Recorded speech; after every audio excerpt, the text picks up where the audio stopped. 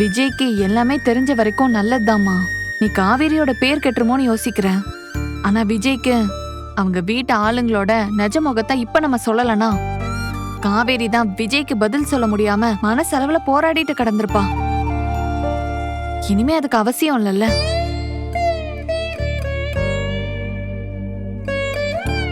அவங்க கிட்ட மறைச்சு இவங்க கிட்ட, இவங்க கிட்ட மறைச்சு அவங்க கிட்டன்னு இழுத்துட்டு இருக்கிறதுக்கு இப்ப ஒரு தெளிவான முடிவு கிடைச்சிருக்குல்ல. அத நினைச்சு நிம்மதியா இரு. ஆமாத்த, கண்டிப்பா ஒரு நல்ல முடிவோட தான் விஜய் வருவாரு. நீங்க காவேரி அவர் கூட நம்பி அனுப்பி வைங்க அத்த. என்ன முடிவை எடுத்துக்கிட்டு வராருன்னு பாப்போம். ஏ காவேரி, இங்க வந்து உட்காருடி. விஜய்க்கு கோவம் வந்தா டக்கு டக்குன்னு வார்த்தைய விட்டுருவாருக்கா. அப்புறமா உட்காந்து ஃபீல் பண்ணிட்டு இருப்பாரு. சின்ன விஷயத்துக்கு போய் சொன்னா கூட அவருக்கு அப்படி கோவம் வரும். ஆனா பாட்டி அவருக்கே தெரியாம இவ்ளோ பெரிய விஷயத்த பண்ணிருக்காங்க.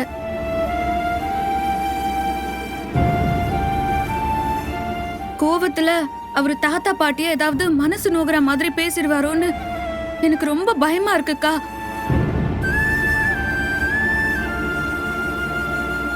அவரை வளர்த்தவங்க இல்லையா, இவர் சின்னதா ஏதாவது சொன்னா கூட அது அவங்களுக்கு ரொம்ப பெருசா வலிக்கும். வளர்த்து விட்டதுக்கு நன்றி இல்லாம பண்ணிட்டாங்கிற மாதிரி ஒரு வார்த்தை அவங்க வாயில இருந்து வந்துட்டா விஜய் நொறுங்கி போயிடுவாருக்கா.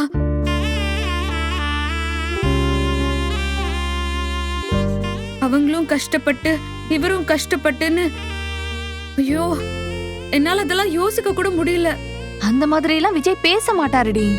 இல்லக்கா, மனசால அவர் யாரையும் நோகடிக்க மாட்டாரு. ஆனா கோவத்துல அவருக்கு பட்டு பட்டுன்னு வார்த்தை வந்துரும். எனக்கு அதான் ரொம்ப பயமா இருக்கு.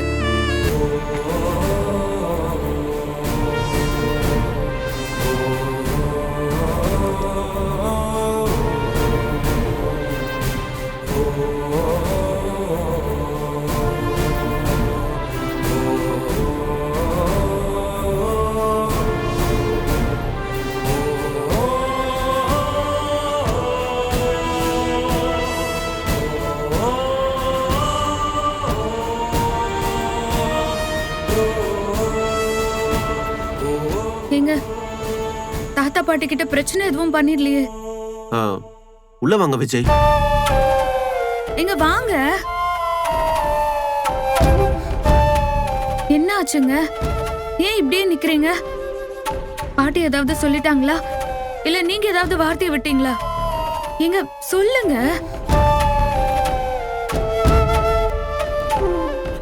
என்ன விஜய் ஆச்சு? காவேரிய உங்க வீட்டுக்கு கூட்டிட்டு போறீங்க தானே? இல்ல குமரன்,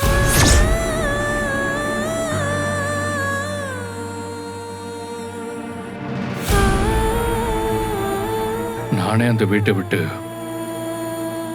மொத்தமா வந்துட்டேன்.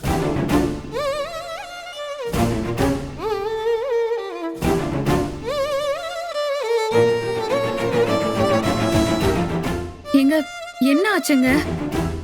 ஏன் இப்படி எல்லாம் சொல்றீங்க? சொல்லுங்க. பிரதர், உங்க வீட்ல காவேரியை ஏத்துக்கவே முடியாதுன்னு சொல்லிட்டாங்களா? அவ பிரெக்னெண்டா இருக்கா நீங்க சொல்லிட்டீங்களே?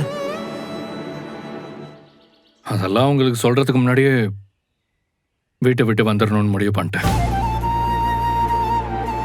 கடைசியா வர்றப்பதான் சும்மா தகவல் மாதிரி சொல்லிட்டு வந்தேன். என்ன பிரதர், எவ்வளவு பெரிய விஷயம், சும்மா தகவல் சொன்ன மாதிரி சொல்லிட்டு வந்தேன்னு சொல்றீங்க? குழந்தை முக்கியம்தான், அதை கொண்டாடி எல்லார்கிட்டையும் சொல்ல வேண்டிய விஷயம்தான். ஆனா அதை விட காவேரி எனக்கு முக்கியமாச்சு.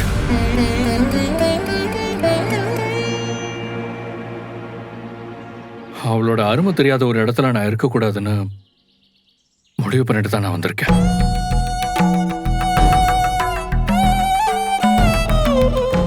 அதுக்கப்புறம் அவங்க கிட்ட என் சம்பந்தப்பட்ட விஷயத்தை ஷேர் பண்ணிக்கவே பிடிக்கல. இருந்தாலும் தாத்தாவுக்காக தான் நான் சொல்லிட்டு வந்தேன். நீ சொல்றது எங்களுக்கு ஒண்ணும் புரியலப்பா, கொஞ்சம் தெளிவா சொல்லு. அங்க என்னதான் நடந்துச்சு? பாட்டி, எங்க வீட்டுல உள்ளவங்களுக்கு என் வாழ்க்கையை நினைச்சு மட்டும் பயம் இல்ல, கூடவே என் சொத்தை நினைச்சு பயம்.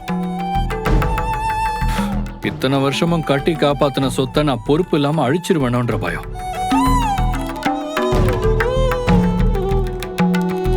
காவேரி என் கூட இருந்தா நான் பொறுப்பா இருக்க மாட்டேனோன்ற பயம் அவங்களுக்கு.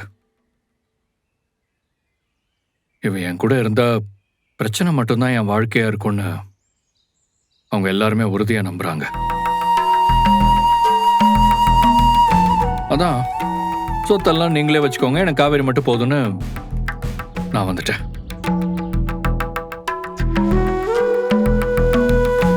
இப்ப என்கிட்ட பணம் இல்ல, கார் இல்ல, பங்களா இல்ல, பணக்காரன்ற அந்தஸ்தும் இல்ல.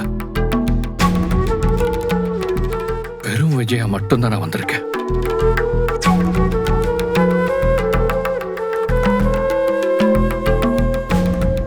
காவேரி, உங்க அம்மா கிட்ட கேட்டு சொல்ல. இப்ப அவங்க என்னை ஏத்துப்பாங்களா? அவங்க பயந்த பணக்கார விஜயா நான் இப்ப இல்ல. என்னோட ட்ரெஸ், என்னோட படிப்பும், நீயும், இந்த குழந்தைய மட்டும்தான். என்ன மனசார இந்த வீட்டோட மாப்பிள்ளைய ஏத்துப்பாங்களான்னு கேளு காவேரி.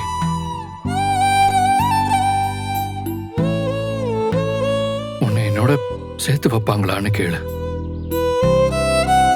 இந்த வீட்டுல ஒருத்தனா அவங்க என்னை ஏத்துக்கிட்டா நான் உள்ள வரேன்.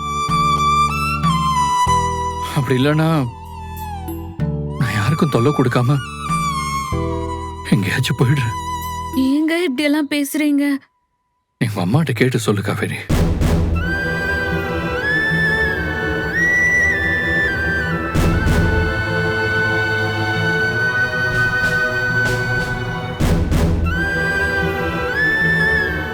அம்மா, அவரை உள்ள கூப்பிடுமா ப்ளீஸ்மா.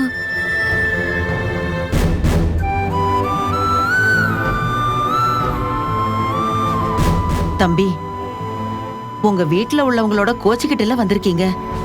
அது வேண்டாம்ப்பா. நீங்க வசதியா வளர்ந்த புள்ள, எங்களால உங்களுக்கு எதுக்கு கஷ்டம்? என் பொண்டாட்டியை பிரிஞ்சிருக்கிறது தான் எனக்கு கஷ்டம். மத்த எதுவுமே எனக்கு கஷ்டம் கிடையாது, புரிஞ்சுக்கோங்க. ஆனா பொண்டாட்டிக்காக வளர்த்த ஆளாக்குனவங்களை விட்டுட்டு வர்றது சரியாப்பா? உங்க தாத்தா பாட்டி கிட்ட இருந்து உங்களை பிரிச்சிட்டோங்கிற பேரில் எங்களுக்கு வரும். எங்களுக்கு அதெல்லாம் வேண்டாம்ப்பா. நீங்க பிரச்சனைய சரி பண்ணுவீங்கன்னு பார்த்தா நீங்க புதுசா ஒரு பிரச்சனைய ஆரம்பிச்சிட்டு வந்த மாதிரில இருக்கு. நீங்க நிதானமா அவங்க கிட்ட மறுபடியும் போய் பேசுங்க. இப்படி எடுத்தோம் கவுத்தோன்னு முடிவெடுத்துட்டு வந்து பேசுறது எனக்கு சரியா படலப்பா. இல்ல, என் பொண்டாட்டியை விட என் சொத்து பெருசு நினைக்கிறவங்க கிட்ட இனி பேசுறதுக்கு எதுவுமே இல்லை.